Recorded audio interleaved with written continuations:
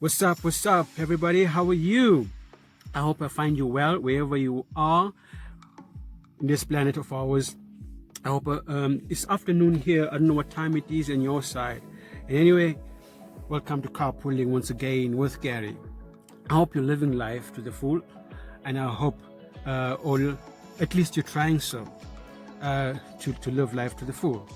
And we're going to discuss lots of things, like I said last time. We're going to discuss on how to live life to the full.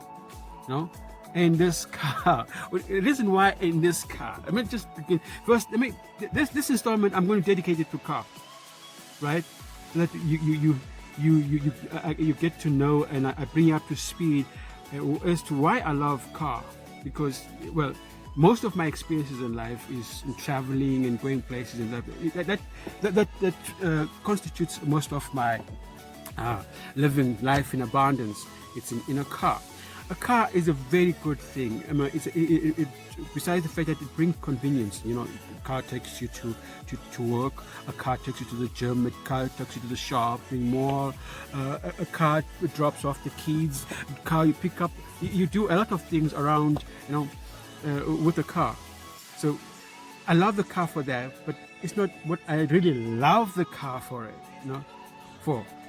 I really love a car for more than that. You see, let me cut to the chase.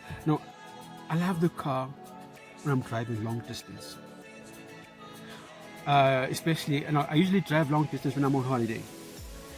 Driving for 4, 5, 6 hours on the highway. When you get out of the concrete jungle, get out of town, and you're driving down to Durban, so to speak. And you're on the highway, you with other cars, the speed, usually I'm driving. Most of the time I'm driving when I'm with other people. So I do 120. Yes, I do. I'm legit. I do legit speed. I don't do anything illegal. Doing 120 and you're being overtaken, and it's a wide open road, and you're just flying to wherever you want to get to. You get to at some point after driving 2-3 hours, you pull off the road onto the side of the road, to a filling station, just to fill up with some petrol, grab a bite, sit outside, or eat from you either buy from the shops, or you eat from what you're carrying from your basket, like a picnic, on a lay-by. So, and you sit there and you eat, and you're watching other travelers also come, and they stop and they do whatever they do, fill up their tires, fill up their tanks, and you're watching the road at the same time. You're seeing other cars fly past, buses, trucks, some going that direction, some going the other direction. So, everybody is going somewhere, and you're imagining to yourself, where are they going? But not that it matters where they're going, but all that matters is that where you are going. So I just love, that, especially with company. You're driving with company in the car, and it's a comfortable car. Your car must be comfortable. You have music. The engine must be big enough. It mustn't be too small. 1 point something. I don't like 1.6 engine car. The car must be at least 2 liter. 2.5, nothing bigger than that, because once it gets bigger than that, it becomes a fuel guzzler, you see. And something about a car that's just the right size, because it does what you want. If you want more speed, it just you coax it to give you what you want: more power, more speed.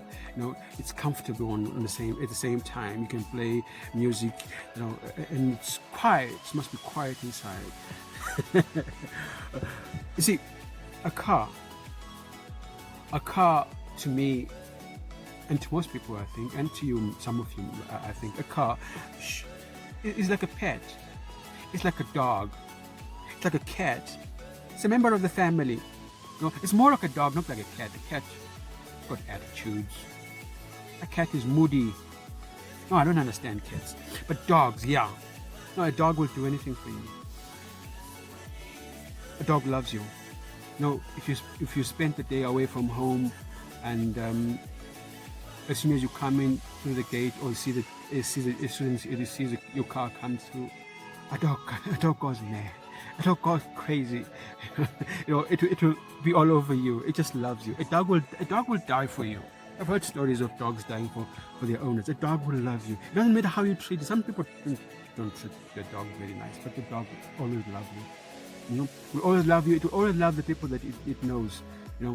Of course, it's a bit nasty to people that passes by or outside, to always bark at them and scare them away.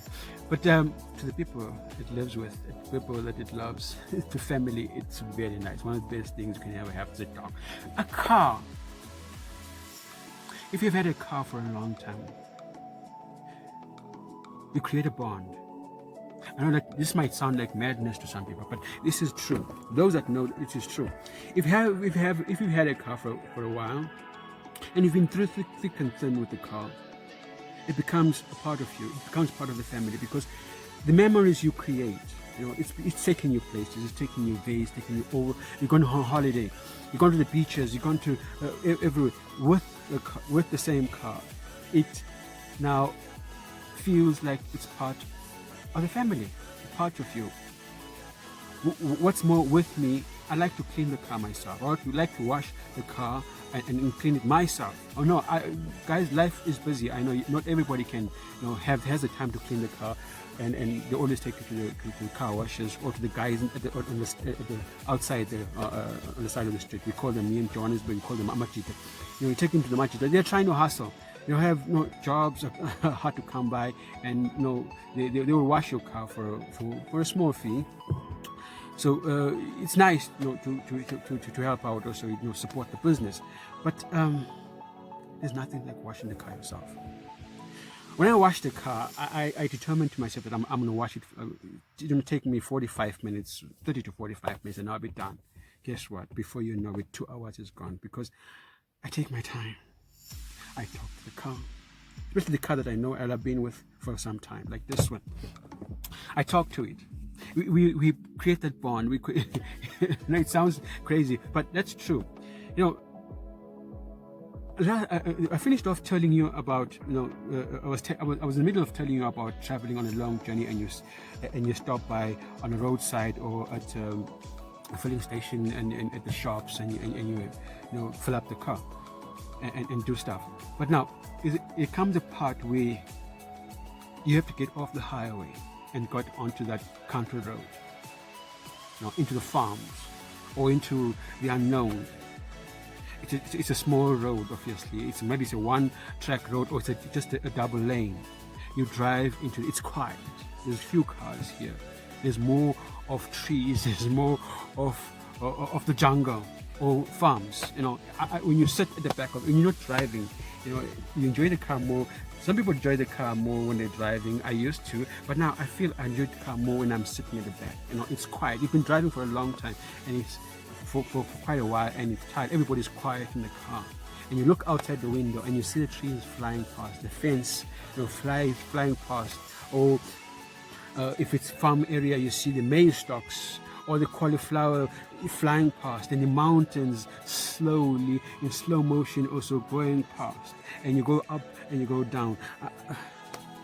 I can't even begin to explain to you how that makes me feel.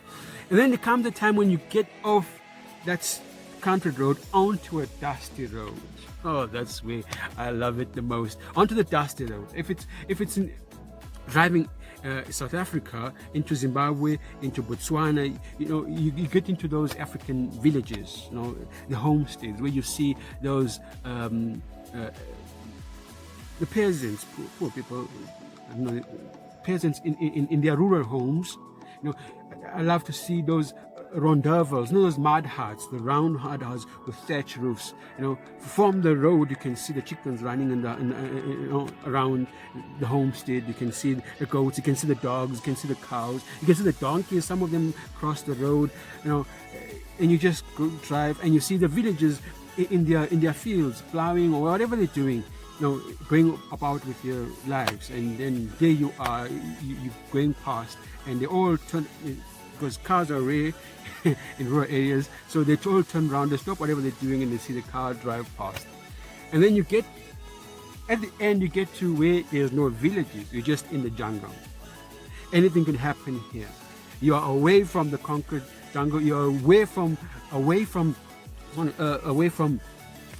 the known. You are in the unknown now. You're away from your comfort zone. Or you see maybe just baboons, and there could be a leopard. It could be it's jungle. The jungle is thick, and then you stop the car somewhere there, and you set a table. You have your picnic there. You go up the mountain. You take pictures. You sightsee. You feel some trepidation. A little bit of fear creeps up on you because you're away from home, far, far away from home. But if anything happens here, you're sort of dancing with the wolves. You're living on the edge.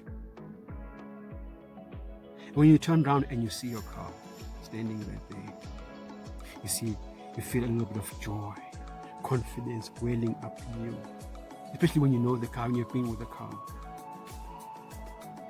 You know, that baby will take me home. That baby will take me back to civilization. That baby will take me back to the familiar. There's nothing as beautiful and satisfying as when you get into that car, you bang the door closed, and you turn the key to start, and the engine fires up. A familiar sound. Huh? A familiar sound comes back, and it takes you out of the jungle, and you drive back, and it does what you want. Power. The way it needs power, it gives you that power. It reacts positively to what you want. If it's power that you want to climb a mountain, the engine, you can hear the engine, rev up and give you that power, and you feel the car jerk forward and go. Or if you want speed, it gives you speed. There's no when a car does that. Oh, it reminds me of one guy once told me said, I don't know how true that is. He said, a car is like a woman. Treat her right, and she'll give you the best performance. With a car, that is true. Treat your car right. Maintain it. I'm telling you, it gives you what you want. What you put in, it will give you back. When it comes to a woman, that I don't know. I don't know. I think human beings are complicated. Human beings are complicated species. I'm sure, don't get me wrong, but I'm sure with a human being, with a woman per se, sometimes you give your best. You give your best. But in the end, you feel like you're the biggest fool that ever walked the face on this earth. Oh, now I think for today that's enough. I've talked a lot about cars. I still have one or two stories I need to tell you about the car. Because we talking about how to live life to the full in this carpooling project of ours. Living life to the full. It means a lot of things. It means going on holiday. It means doing that, going to do that, going to do that. And then what is life? We shall get into serious things. We shall get into serious, very, very serious talk. So, if you want to hear more of this, if you want to stay entertained, click that button, that like button. Please press that button, like button, and subscribe so that you don't miss the next episode. Subscribe to this channel. So, my brothers and sisters, ladies and gentlemen, the Lord be with you. May His face shine upon you till we meet again. Adios.